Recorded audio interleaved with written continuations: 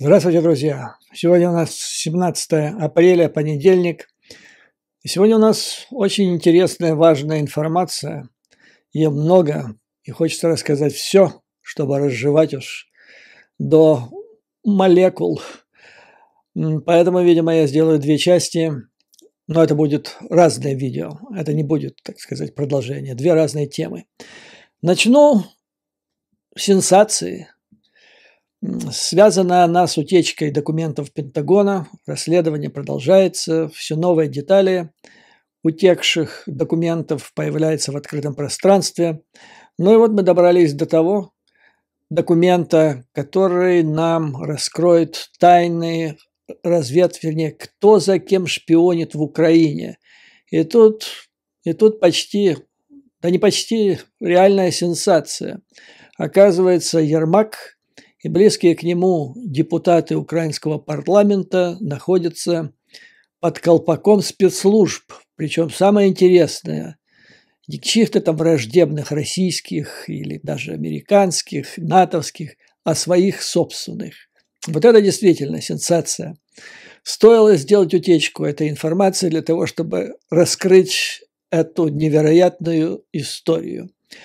Ну, начну вот с конца, потом мы это дело с вами заново как бы так пережуем, потому что, дважды я, по-моему, рассказывал в своих видео в двух разных выпусках по поводу утечек этих файлов из Пентагона, и мне продолжают писать: не верю, такого быть не может в эмбрионе и так далее. Ну, сейчас мы и поговорим и о эмбрионах, о том, может это, не может, верю, не верю. Но начнем с сенсации. Итак, один из документов, наконец-то я его увидел. То есть одно дело, когда журналист американский или любой другой разжевывает это дело. Вернее, не разжевывает, а отражает свое видение, что там написано. Другое дело, если на него можно посмотреть профессионально. Итак, документ из Пентагона, согласно которому руководитель аппарата президента Украины Андрей Ермак 17 февраля узнал о якобы существующем российском заговоре с целью срыва так называемой специальной военной операции, с целью саботировать президента Путина или развалить эту самую спецоперацию. По словам, это я вам все цитирую, это в кавычках все. По словам депутата Верховной Рады Елизаветы Богуцкой, которая получила информацию от неназванного российского источника, имеющего доступ к кремлевским чиновникам, вы чувствуете, какое проникновение госпожи Богуцкой, в какие глубины кремлевских тайн. Так вот, согласно ее суперразведывательным источникам, Россия планировала перебросить ресурсы или военные свои войска из Таганрога в Мариуполь и сосредоточить свое внимание на южном фланге. По словам источника Богуцкой, план вот этой операции переброски предположительно имеет стратегию, которая разработана Патрушевым, тут полностью его название, его должность, и Герасимовым с целью саботажа спецоперации Путина. По словам источника Богуцкой, Герасимов выступил против наступления и сообщил Путину, что возможности украинских вооруженных сил превосходят российские. 22 февраля Богуцкая сообщила, что Герасимов якобы планирует продолжить свои усилия по саботажу, по развалу спецоперации Путина. При этом отметила, что он, то есть Герасимов, обещал свернуть так называемую специальную военную операцию к 5 марта этого года, когда Путин якобы должен был начать раунд химиотерапии и таким образом не сможет повлиять на ход военных действий. Вот такой вот заговор генералов. Кто из них граф фон Штауфенберг, даже не могу предположить. И вот некоторые, которые пишут: мы не тролли, я не тролль, но в последнее время очень не могут жить без Даши счастливой, Вероятно, помнят мое последнее, вот предыдущее мое интервью, которое я давал ей, где затронута была вот эта информация в целом, без деталей, они тогда не были известны. И она меня спросила, что я думаю. Я ей сказал, что вот если бы я сидел в должности аналитика в разведке, американской, российской, китайской, французской, вот получил бы информацию о том, что депутат украинского парламента, ссылаясь, это так раньше писали в газетах до сегодняшнего дня, вот, о том, что депутат украинского парламента получил суперинформацию от своего контакта, имеющего глубокие такие связи в Кремле, я бы взял эту корзину и выкинул бы в корзину. Ну вот теперь мы знаем детали, я теперь говорю, что я бы до половины ее не дочитал, бы выкинул в корзину, потому что это галиматья. Но имеет смысл ее разбирать, разжевать на части, потому что здесь просто клондайк ценнейшей информации. Итак, значит, госпожа Богуцкая, ее источник, который якобы имеет доступ к кремлевским чиновникам России, которые вот знают о вот таких заговорах двух высокопоставленных чиновников, генералов Российской Федерации в Украине. То есть, ну, это просто Мата-Хари, я вам скажу, это не Богуцкая, ее надо отныне называть просто Мата-Хари. Откуда она взяла такую информацию? Кстати, той же Даше Счастливой я сказал, что знаю, догадываясь, откуда можно узнать эту галиматью по поводу предстоящей химиотерапии Путина, ну и об вот этих всех заговоров. Есть два источника, раньше они болтались, они созданы оба ФСБ. Один из них это выступает под, я бы назвал его ником, Валерий Соловей, профессор Соловей, это старый ржавый сливной бачок группы Патрушева, который столько наговорил за время своей работы, долгие месяцы и годы в российском информпространстве, что он должен был уже сидеть до лет 25 в колонии строгого режима, но до сих пор на свободе и продолжает чирикать. То есть это тот же самый соловьиный помет, только немножко на другую аудиторию и, значит, гонит совсем другую волну. А второе, это вот откуда я думаю, что госпожа Богуцкая или от соловья, или есть у него такой креатура такая, созданная этим же Соловьем, так называемый генерал СВР. На самом деле это мелкий харьковский адвокат. Он также был и прокурором. Сначала как адвокат, потом прокурор очень недолгое время, потом опять адвокат. По имени Виктор Ермолаев. Ну вот они вот эту чушь всю и несут. Следующее. Значит, что делает мадам Богуцкая? Она звонит Ермаку. Почему я знаю, что она звонит? Потому что это, согласно разметке, то есть каждый этот документ, который готовился в разведуправлении Министерства обороны и управлением, департаментом разведки Объединенного комитета начальников штабов, это вот все, что входит в этот пакет пентагоновский, утекший. Так вот, там, значит, есть определенные аббревиатуры, которые свидетельствуют о том, что за документ. Так вот этот документ, это не из агентурных источников, это перехват. То есть их телефонный разговор был перехвачен. Вопрос, кем он перехвачен? Опять-таки, там аббревиатура. Значит, что этот материал был передан американским спецслужбам украинскими спецслужбами. То есть телефонный разговор депутата Богуцкой в Украине с шефом офиса президента, а на самом деле с первым человеком в Украине, я имею в виду фактически, который управляет государством в большей степени, чем кто-либо другой, он мониторится и перехватывается украинскими спецслужбами. И это, господа, я вам скажу, но это маленькое землетрясение. То есть для меня оно лично свидетельствует о чем? Во-первых, о том, что у украинских спецслужб есть такие возможности. Причем Такие возможности есть у двух из них. Это СБУ, ну и ведомство господина Буданова. Ну, допустим, значит, за кем они следили, кто кого откуда привел. Ну, возможно, предположить, так, я бы предположил с большей вероятностью, более 50%, что следили за Ермаком. Скажу вам почему потом. Ну, допустим, так, 50 на 50. Богутскую и следили за телефоном Богутской, вышли на этот разговор. Или наоборот, Ермака и вышли на разговор с Богутской. Почему я думаю, что за Ермаком следили? Да потому что, я повторяю, украинские спецслужбы не просто перехватили этот разговор, они его передали американцам. Это текст. Зная, кто с кем говорит. То есть, если бы они не следили за Ермаком, просто Богутской, ну ладно, хорошо, там, получили договор, получили этот разговор. Вышли на Богутской, что-то подумали бы, решили, что ерунду несет, ну и выбросили бы в корзину. А так, имя Ермака.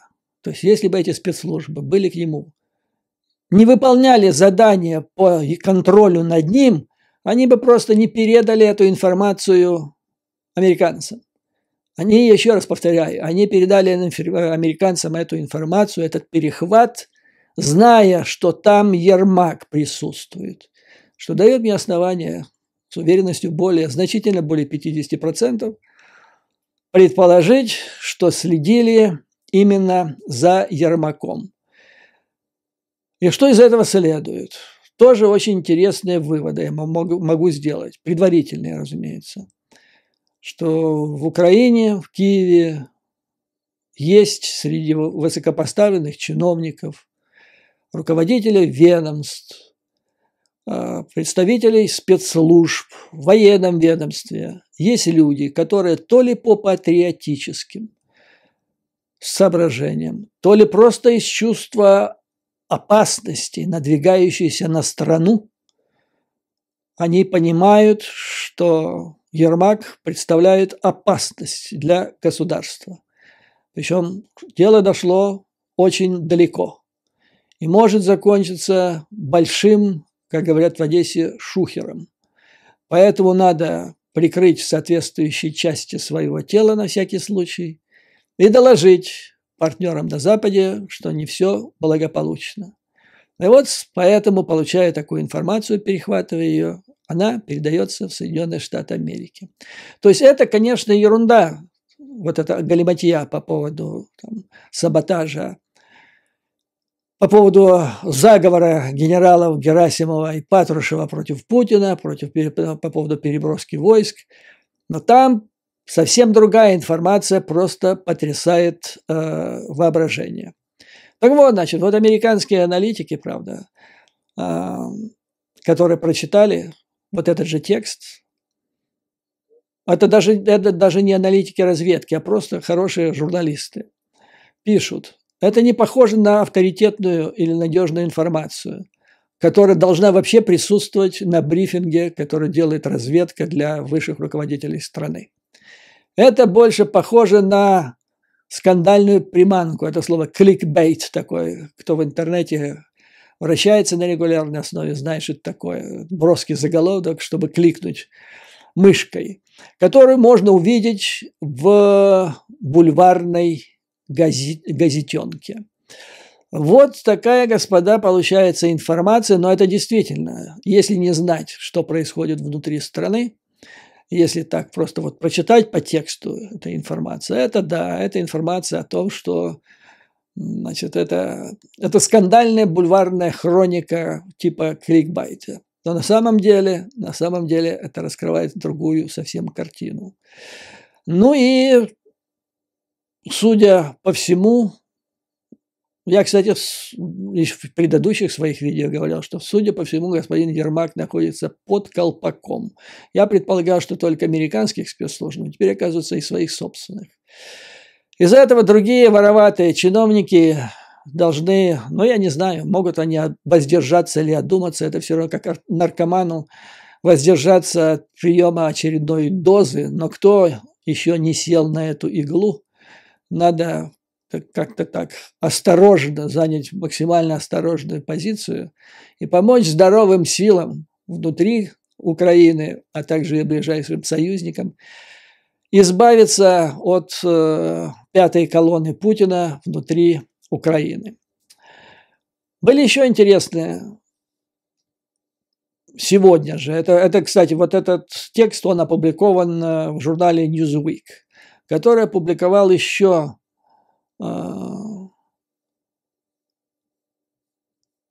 несколько кусочков очень важной, очень интересной информации. Прежде всего, значит, мое внимание привлек пассаж, в котором говорится, что примерно 43% всех армейских батальонных групп, тех войск российских, которые находятся на территории Украины, они не готовы к бою, они непригодны для применения в боевых действиях. 43%. Ну и также еще такая более ясная оценка дается по поводу российских потерь. 43 тысячи убитыми, 180 тысяч ранеными, безвозвратно, так сказать. Итого примерно, более 120 тысяч, что, по оценкам американских аналитиков, превышает количество всего российского военного контингента, который 24 февраля вторгся в Украину. То есть всей той армады, второй армии мира, которая вторглась более года назад в Украину, с уверенностью решить вопрос за 3 дня или 1 неделю, ее нет. Вся эта группировка полностью уничтожена. Еще одно интересное обстоятельство по поводу тех уронов, которые понесли силы специальных операций России. Пример одной из бригад. В основном вот это речь идет о тех потерях, которые они понесли последние месяцы под Бахмутом. Одна из бригад, первоначальный состав около 900 человек, через месяц в живых осталось где-то 193. 193 из 900. И примерно картина такая же и среди других сил специальных, единиц сил специальных операций. Это дает американским аналитикам основание утверждать, что они опять-таки понесли такой ущерб, такой урон. Для восстановления этого им потребуются годы, возможно, десятилетия. Почему это произошло? Потому что их использовали, это элитное подразделение. Подготовка каждого бойца длится, если это профессиональный боец, длится годы, многие годы. В плане усовершенствования, не только обучения азам, а еще и совершенствования своего мастерства. А их использовали в качестве пушечного мяса под Бахмутом. Потому что у них не было других подразделений, которыми можно заткнуть было эти дыры. Потому что Путин дал указание взять Бахмут во что бы то ни стало, и как можно быстрее, даты там какие-то определенные назначал. И вот для выполнения прихоти этого идиота бросались в качестве, в прорыв, в качестве пушечного мяса элитное подразделение спецслужб. Ну, а десантник, когда он превращается, или представитель спецназа, когда он используется как пехотинец, он и представляет собой пехотинца и несет такие же потери, как и любой другой пехотинец. Там же указывается, есть оценки, что российская, вообще совершенно мрачная оценка в целом состояния вооруженных сил Российской Федерации, в том числе вот сейчас, в последнее время, накануне ожидаемого контрнаступления. Кстати, о нем. Мы договорились с вами, что сроки мы не называем, даже если знаем. Но вот Newsweek сегодня опубликовал. Он указал конкретную дату начала контрнаступления. Но это в публичном пространстве уже, то есть всем известно. В Кремле об этом уже знают. В Генштабе Российской Федерации тоже. Поэтому я считаю, что вы имеете право, дорогие друзья, тоже знать. Дата 30 апреля. Правда, это было написано в тех документах, сейчас произошла утечка. Поэтому, видимо, коррекция будет внесена. И скорее всего. И что-то мне подсказывает, что это может состояться быстрее, нежели, скорее всего, состоится быстрее, раньше, нежели позже. Вторая сенсационная информация по поводу этих утечек. Появился российский след.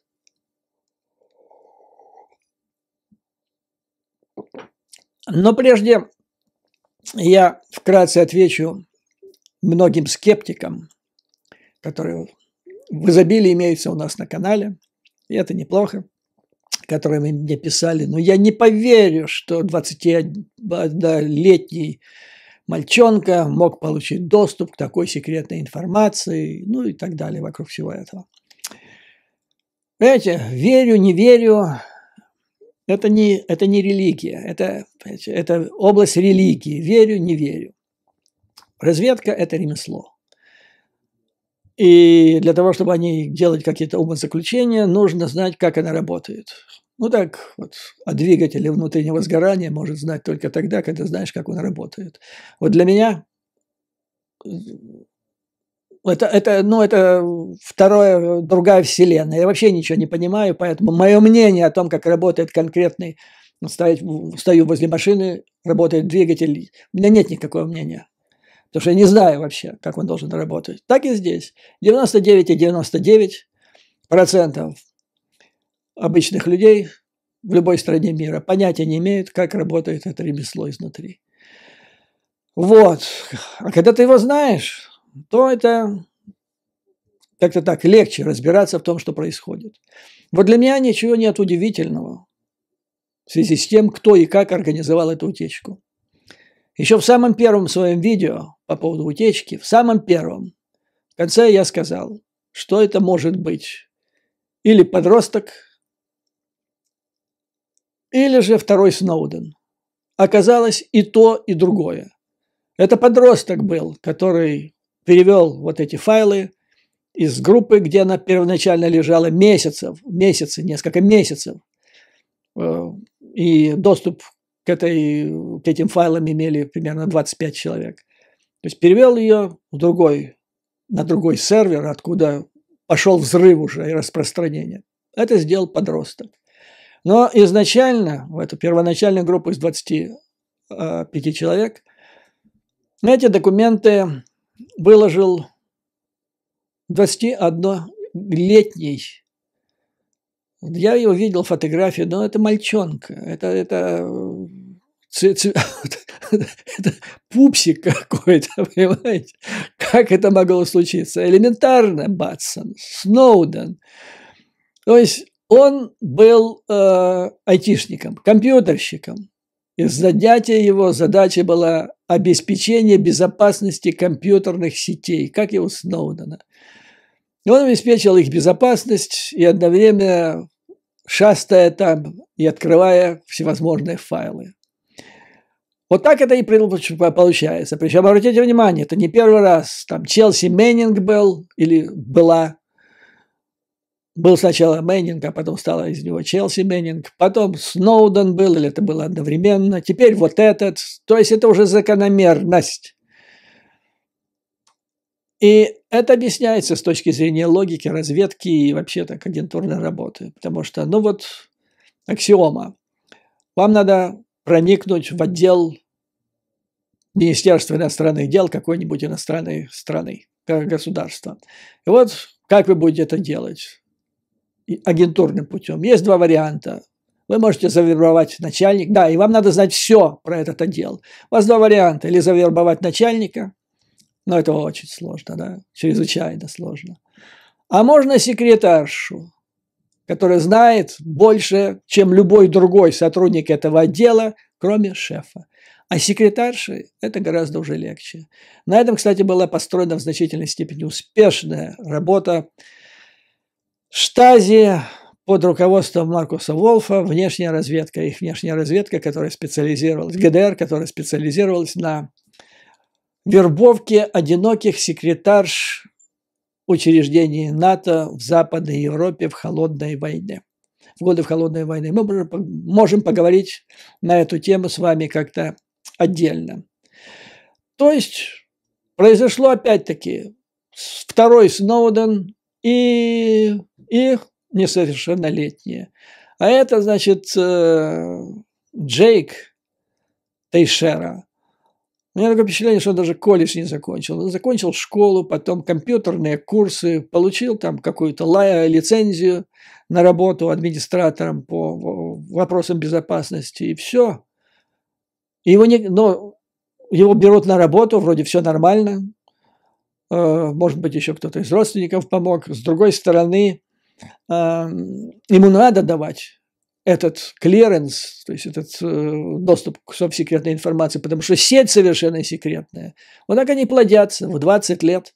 То есть ему еще там, до 21 года пива нельзя покупать в магазине, а топ-секретная информация есть. Это, конечно, провал, полнейший, абсолютный, полный бардак, я вам об этом уже говорил. Но вот так, шо маємо, то маємо, да? И он говорил уже, что это не погубит Соединенные Штаты Америки, потому что это у них уже в крови. Ну так вот, значит, проследим дальше. Появился российский след. Вот когда из первоначального сервиса на Дискорде информация была подросткам уже переброшена в 4chan, там она попала на глаза одному из администраторов сайта под названием «Девушка из Донбасса». И вот дальше началось самое интересное. То есть она была как взрывообразным образом распространена по другим социальным сетям. То есть только один из аккаунтов в Твиттере этой девушки из Донбасса, а у нее, кстати, было несколько аккаунтов. И в Ютубе, ну там у них немного, там у них где-то примерно 2500 человек, но у них 65 тысяч подписчиков в Твиттере, и вот там это все как бы взорвалось. И при этом на этом же этапе появилась первая фальсификация информации из этой утечки. Это были изменения 2 цифр, которые касаются потерь российских войск и ВСУ на поле боя в Украине. Так вот, значит, оказалось, что создатель и основное лицо этого аккаунта, девушка из Донбасса, является 37-летняя гражданка Соединенных Штатов по фамилии Биллс. Как показало предварительное расследование, пока журналистское, но ФБР, наверное, сейчас занимается в полный рост. Это иммигрантка, которую родители вывезли в Америку, когда она была совсем маленькая.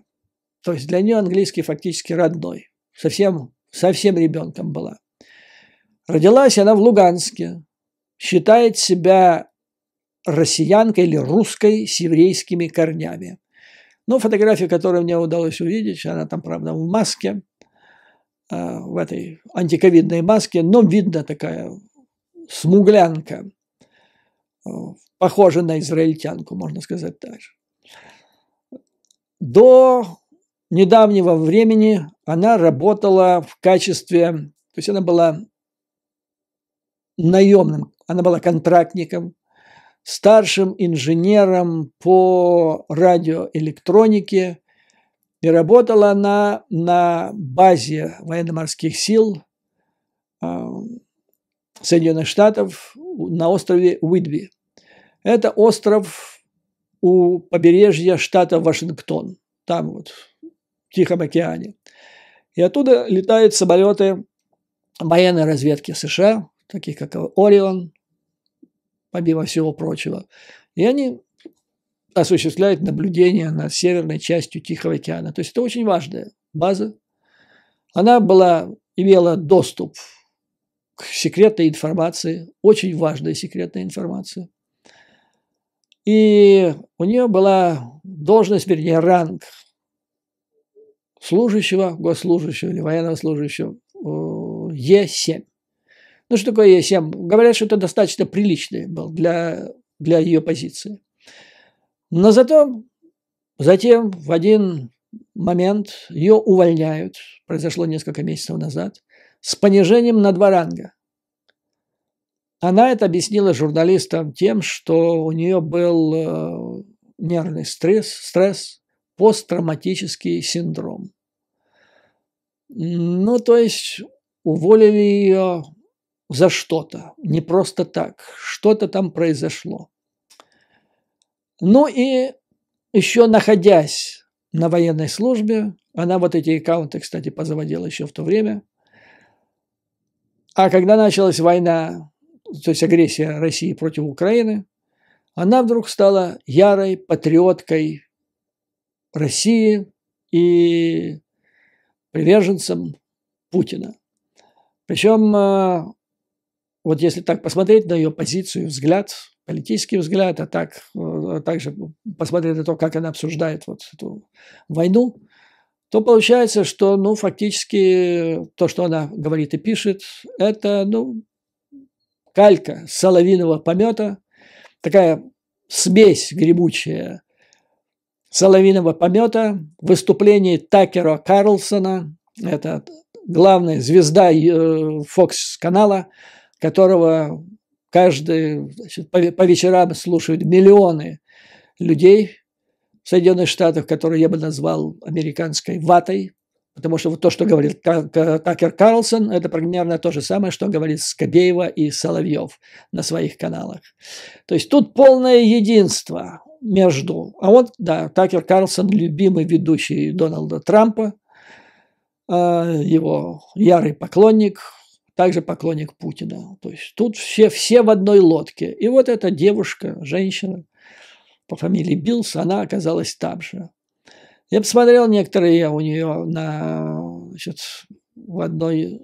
по-моему, на Ютубе, да, у нее там подкасты есть. Это какой-то мрак. Мрак просто. Который, опять-таки, это вот то, что Скотт Риттер, те, которые фактически на зарплате находятся у спутника или в этом самом союз соотечественников российских, ну, то есть у контор, которая является фактически крышей для операций российских спецслужб за рубежом.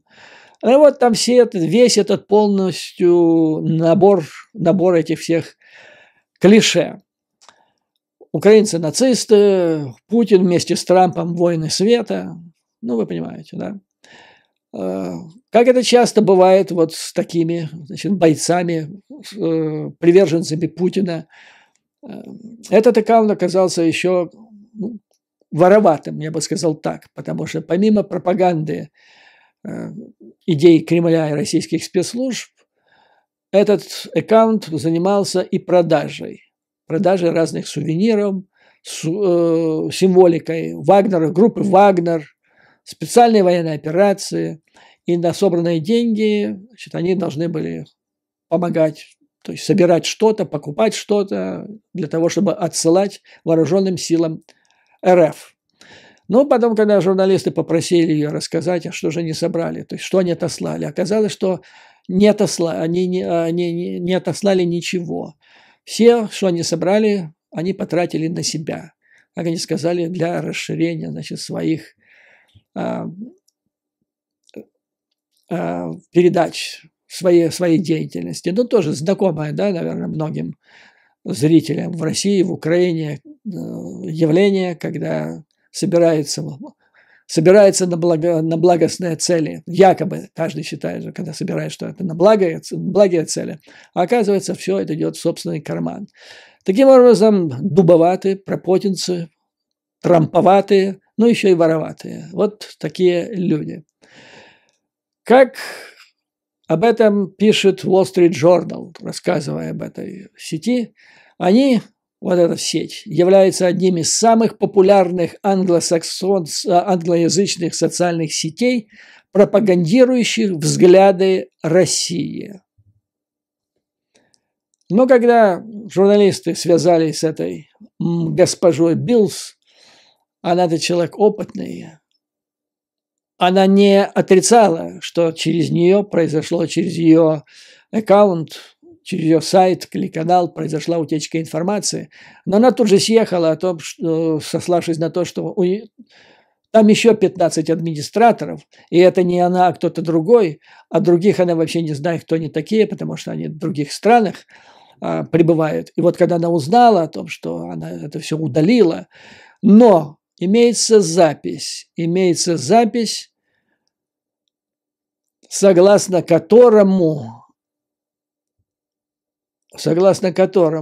она понимала, что она распространяла. Так, например, вот что она пишет в телеграм-канале, выкладывая вот эту информацию. Очень интересные потенциальные разведданные.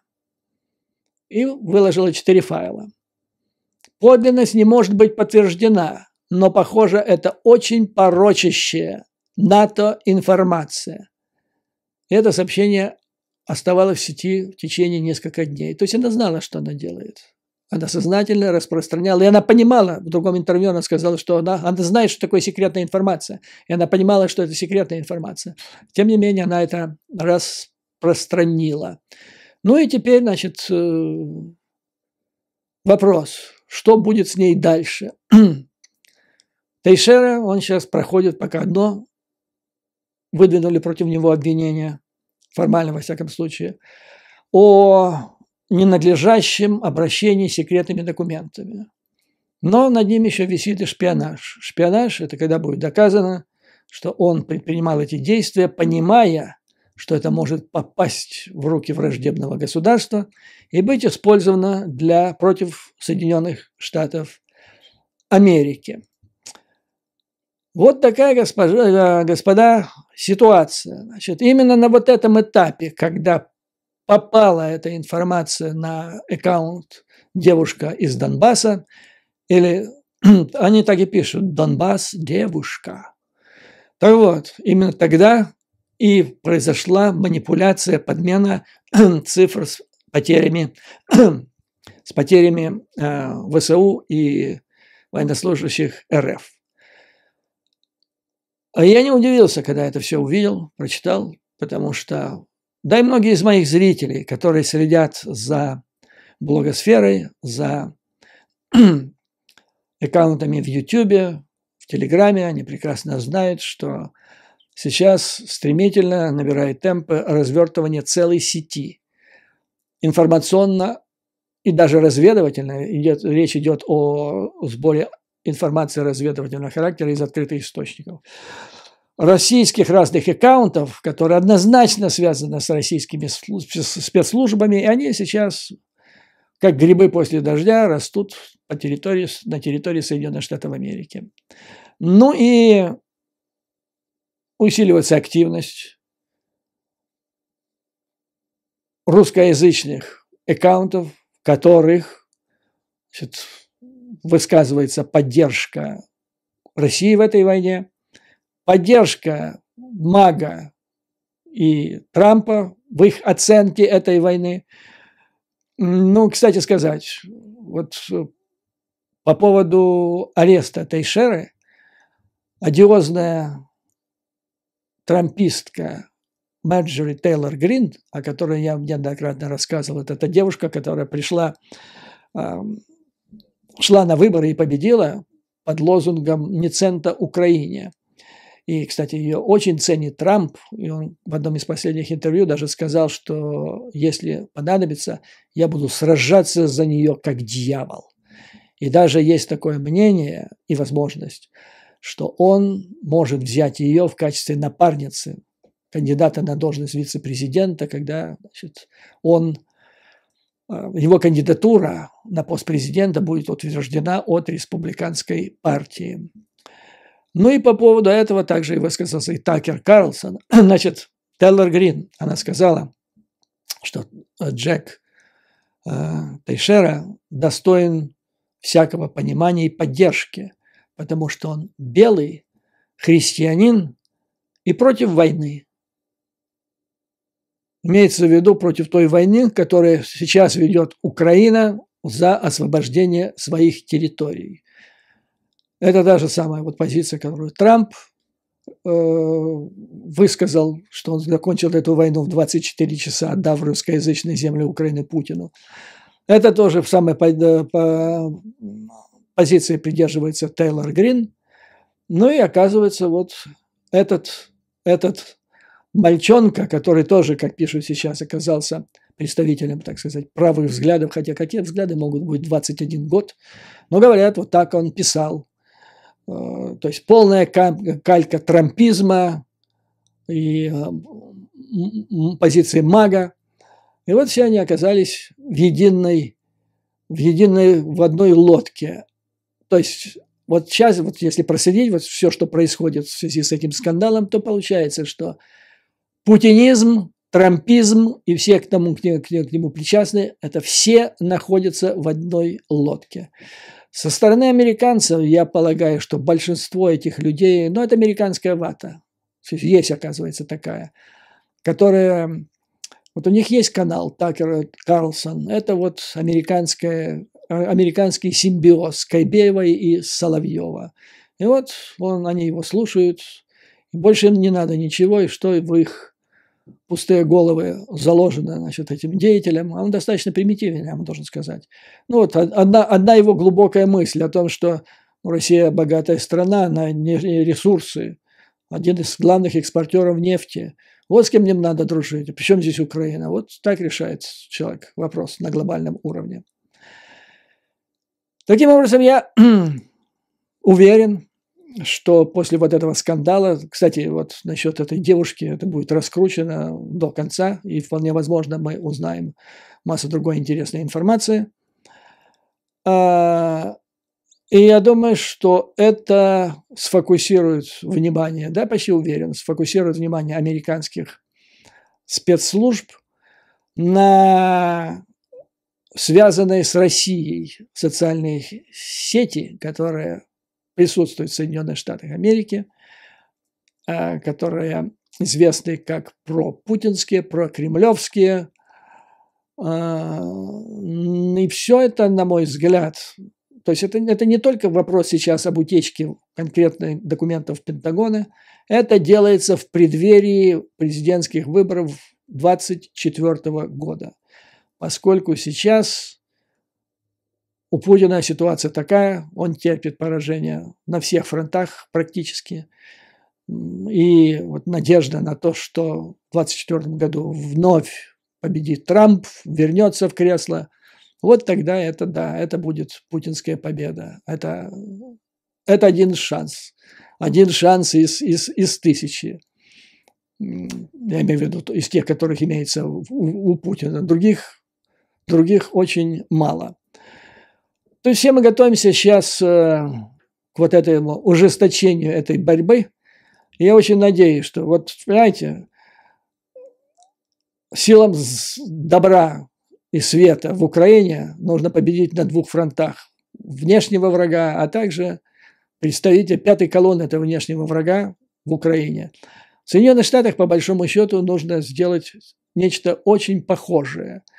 То есть нужно дать Украине возможность победить вот этого внешнего врага, но и надо зачистить вот это внутреннее пространство Соединенных Штатов Америки, потому что здесь фактически идет полным ходом ИПСО, то, что называется информационно-психологическая операция в пользу фактически врага Соединенных Штатов Америки, в лице которого я имею в виду Кремль и Путина.